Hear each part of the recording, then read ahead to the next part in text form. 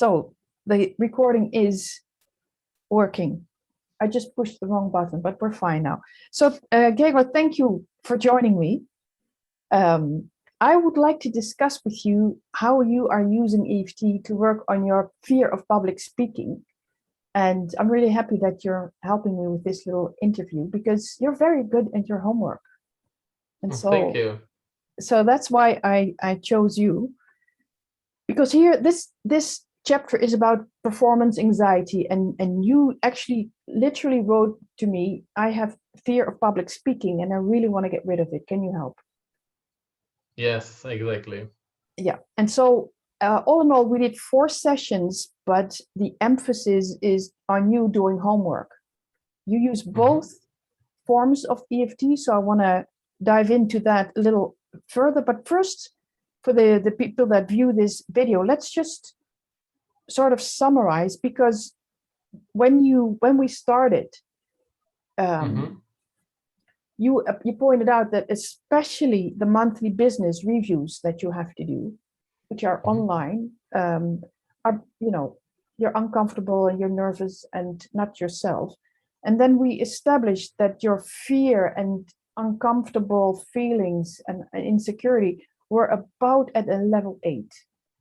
Yes, that's correct.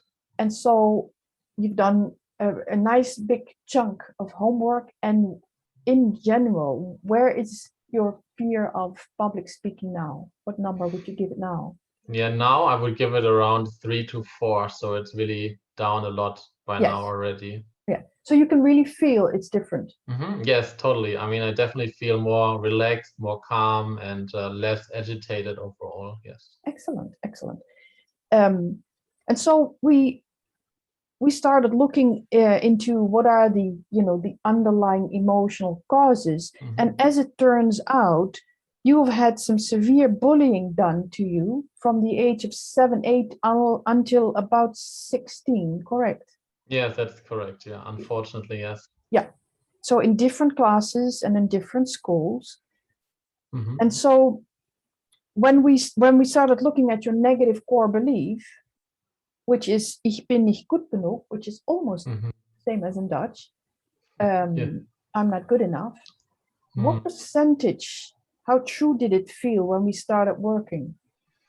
It was around 75% at that time, yes. Right. And we tested it last time that we saw each other, and we ended up with, I don't remember. What percentage? It was around 35-40%, yeah. Right. So again, a nice drop in feeling not good enough. So can you feel that too? Can you feel that you have less moments where you really think, I'm not good enough, or stuff like that?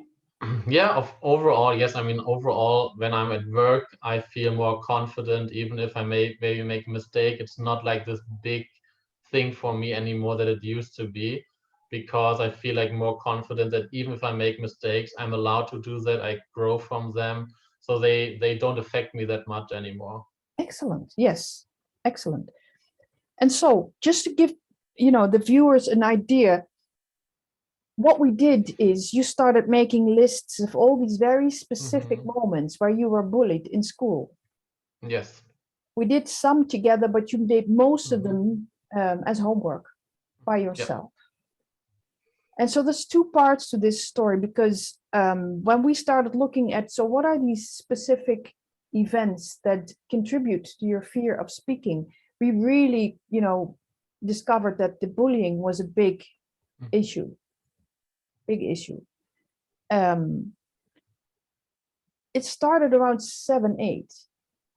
Yeah. And so what I discuss in the book is that your negative core belief, every child, every person has a negative core belief, that sort of arises in the first 7 years of your life.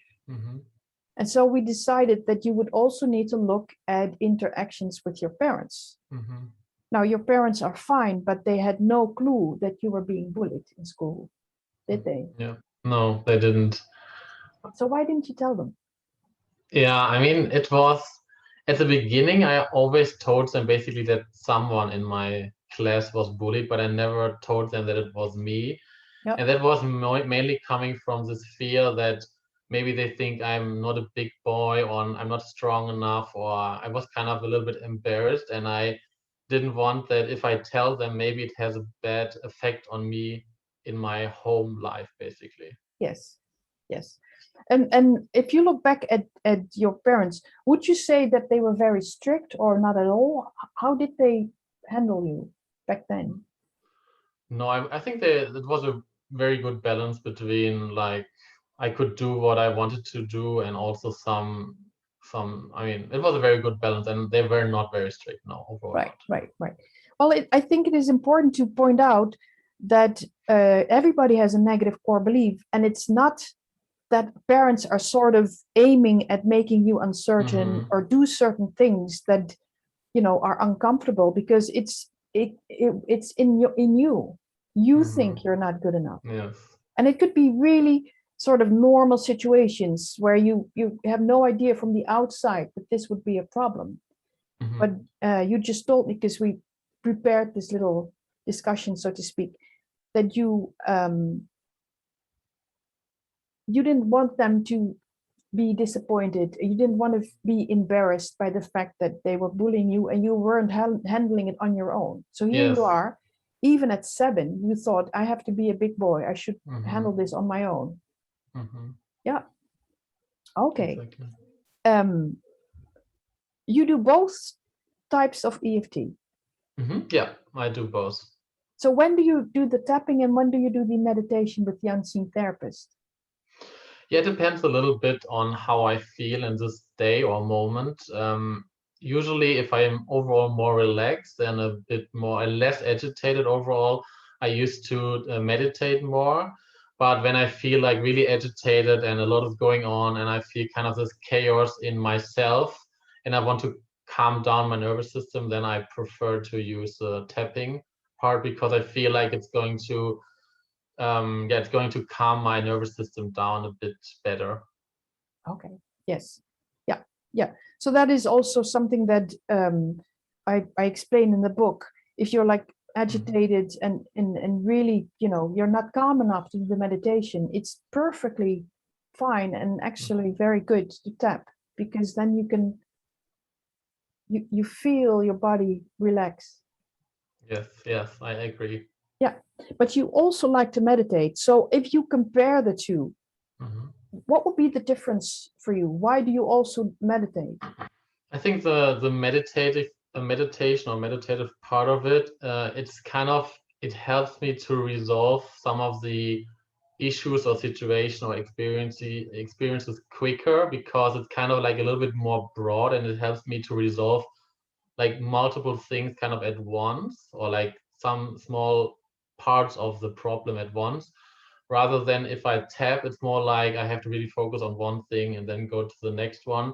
So the other one, like the meditative part, is a bit helps me a bit more quicker to get to the release of the problem. Yes, excellent.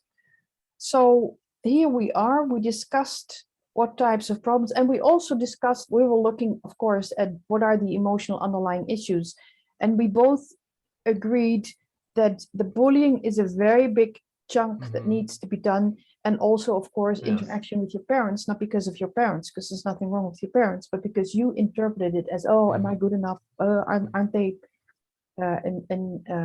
embarrassed, or am I embarrassed, or are they disappointed, and stuff like that. Yes. And so it's a work in progress. Yes. But still, you feel a lot better than when we started.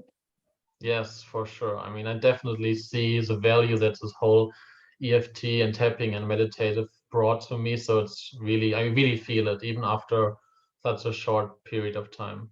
Yes, excellent. Well, I think we covered it all. Is there anything else you would like to add to this, or are we good? Are we good like this? No, we are good. Yes. All right. Oh, I really enjoyed it. Yeah. Okay, good. So thank you so much, Gregor. Thank you, Gabrielle.